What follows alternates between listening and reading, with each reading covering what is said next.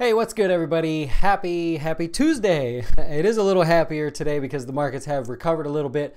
We'll get to that in just a second. For those of you that are just joining us, if you're a customer of Jazz Wealth, it's just something we do every day to update you on the markets and your retirement investments. If you don't like to watch every day, then if you just tune in at the Friday, every Friday, as long as it's a market day that's open, we will go over your portfolios, just the good, the bad, and the ugly, right? So that happens every Friday. Also, my goal here for our customers is to educate you on all your finances, top to bottom, whether you're buying a car, selling a house, whatever it is that you're doing, we want to help you with that. So while we're managing your retirement investments, we want to teach you all about everything, debt, credit, the very specific things that you never get taught and you didn't even know. So what we're doing is we're putting together a huge class that will be in a lot of series of short videos. The things I don't get to on YouTube, the things that I just can't say on YouTube because I can't say them to the general public, we're going to be putting all that together. Hoping by the end of this month I'll actually have it put together. So if you're a customer of Jazz Wealth, now is your time to put the input in. What specifically do you want to know about? And I'm talking specific because we're getting into the depreciation curve on cars and what's the best time to buy and sell a car year-wise, the different types, and how you can actually buy a 3-year-old car every 3 years and end up with a new car. Everything, how credit scores work, the little intricate details. So if you're a customer of Jazz Wealth, send me an email. Let me know if there's something that you either want to share with your kids that you'd like in a video format, something that you just never knew how it worked and you need help. If it has to do with your money, we're going to help you. I don't know if I'm going to put this out to the public as something that you could buy or somehow go and go through a course or something. Right now, I'm kind of just focused on the customers. I want to make sure that we teach you about your retirement and we're managing your retirement, but we also want you to keep your dough straight too. So lots of great input there. Send me an email, Dustin@JazzWealth, if there's something you're looking to have in that class. You guys can help me build it. So let's go talk about the markets today. That's all of the sort of housekeeping I have for you. The Dow was higher by 386, S&P 500 up 32, and the NASDAQ was up 71 on the day. What does that mean? Does that mean something? Here's the S&P that you're looking at. A chart. It's a daily chart of the S&P. Here is the 200-day moving average. The red line right there. That red line is the 200-day moving average. The big question is it going to break? Are we going to trade below it? We're like red line, right? DEFCON 5 or whatever they say in Star Trek or whatever. I never watched it. I don't know. But today, the recovery off the 200-day moving average, big focus point. Is that something that's going to hold? Here's the big question, and I put it in the thumbnail. Do we buy the dip if you're a short-term investor or a trader, or do you sell the rip? And here's why. I'm going to spend a minute on this because this is really important. There is a psychology of a downtrend, and you have to imagine what people are thinking. And sometimes the only way to do that is to pretend you have part of that position. Let's imagine that you bought right here. Oops. Lucky you, you bought at the high. Why won't this thing work? Anyways, right here. I'll just leave the cursor there. If you bought there and you held, you're like, oh, that sucks, right? For these few days here, you're going, oh, I'm losing money, but not so bad. Then when this sort of thing happens and you have this sort of catastrophic short drop, that's more than the market should move in any 2-day period. When that happens, now what's your mindset? What are you thinking as an investor? You're thinking, if it just bounces a little, I'll sell and take the loss, but I'm not taking this big of a loss, right? So what happens? You get this quick rebound, those that think it's a good discount and they want to buy, and then an immediate reversal from the people that go, great, I don't have to take such a big loss, I'll sell. And so all of a sudden you get that pushback. Now we talked about this in that Christmas tree video. If you go back, we did one about why the markets look like Christmas tree lights, red, green, red, green. So now the question is right here. The question, should I sell on the way up and close out some positions?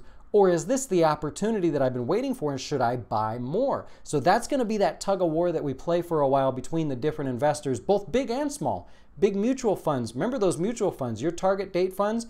I'm not one of those guys that's going to keep harping on people doing bad things, but those target date funds, your pension funds, they're all heavily invested in the stock market, way more than they ever have been in history. So you really want people to think, buy the dip. You want the markets to go up. You're going to be in a little bit of trouble. I think the video went out today of how the pension funds are in big trouble. And I did get a comment about the link Where's the source of the information? I just read the bill. I read everything the government puts together, the new tax reform bill. I spent a whole weekend reading that thing. I think it was 1,240 pages.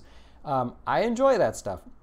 So the new continuing resolution where the government just funded themselves to just put this behind us once and for all, it's in there. It's called like the Pension Rehabilitation Office or Administration, the Pension Rehabilitation Administration.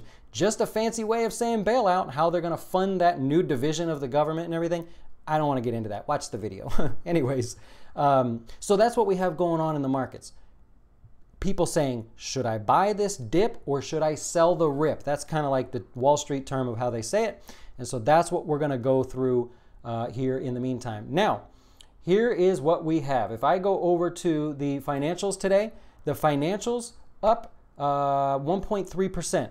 Good, strong day for financials. But what do we say? We always say you need those semiconductors to be in there, your tech stocks. They were up almost 2%. And it was pretty consistent all day. From the open, there was a little dip. But for the most part, it was pretty consistent.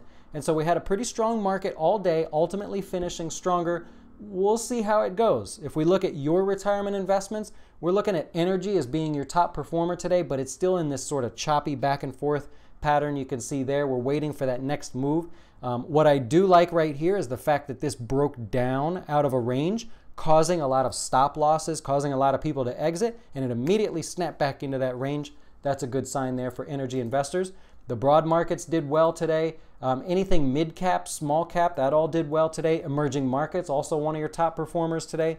Tech stocks did have a comeback. Amazon, I believe Amazon finished up on the day after the President Trump was tweeting away, and it did finish up 1.5%, sort of wiggling around. But the bigger tech names, your Apple up 1% today, Netflix up 1%. We go into the semiconductor stocks that we really focus on for our techs. That's 2.3 on CLAC, AMAT up 2%, Intel, some of the bigger names, 2% for Intel. So you can see that support for the tech sector, and we really need the tech and the financials to do that, and that's what we got today. So not too bad. It's a recovery. Too early to tell if this means we should buy this or we should run away. Here's Tesla on the charts today, up 6% today. Elon Musk said he's just focused on production for the moment. He said that yesterday, and then the production numbers came out today. So that's interesting. Production numbers a little bit better than expected. So Tesla was up 6%. Spotify, if you have time for a quick story on how IPOs work, here's Spotify. It closed at 149 on the day. This is interesting because if you invest in IPOs or initial public offerings, there are those that are worthwhile, then there are those that are essentially just ripping you off. And Spotify is one that's really ripping you off. And they kind of say that on financial media. They jab at them a little bit, but CNBC, Bloomberg, they're never going to say this is a ripoff. They don't want to cause fear in the markets. Here's how it works. Spotify did not need any money. They don't make any money. They actually lose money.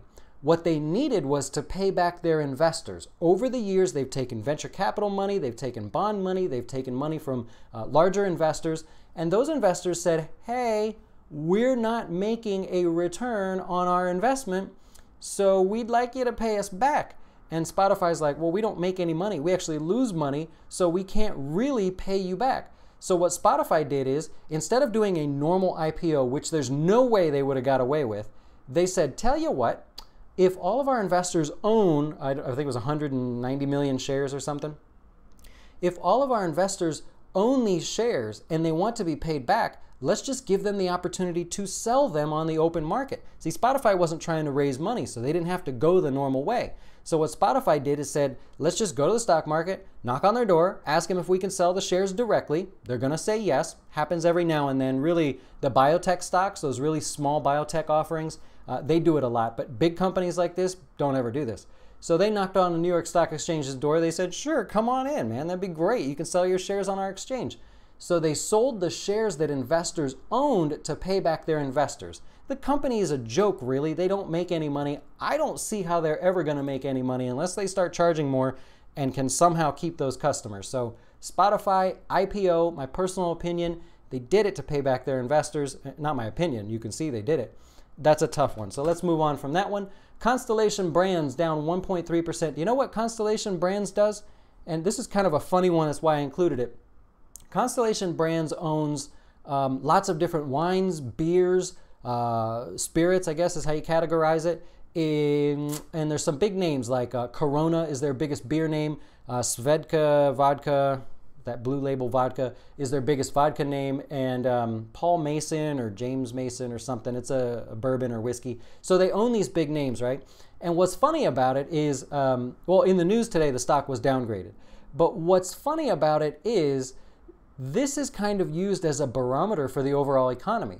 If people are spending excess money on nicer liquors, beers, booze, whatever, then they obviously feel pretty good about their job. So it's not anything official, but this is how people sort of jokingly refer to the economy. Well, look at how this stock has done. Look at sort of the uptrend here and a little sloppy at the highs. And then look at the S&P 500.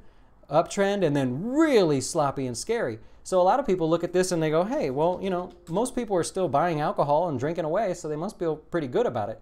This is not the cheaper brands, right? So you can make an argument for the cheaper beers and vodka or whatever people buy that are more alcoholic in nature. This is more of a, I'll spend up for that sort of thing. So that was that one. And then GameStop. You know what GameStop does? The games, you go in, you buy a used game or you buy a new game. Nobody does that anymore. So they were downgraded today. And the analyst, I thought this was funny. The analyst said, we're downgrading the stock because of lack of positive catalysts.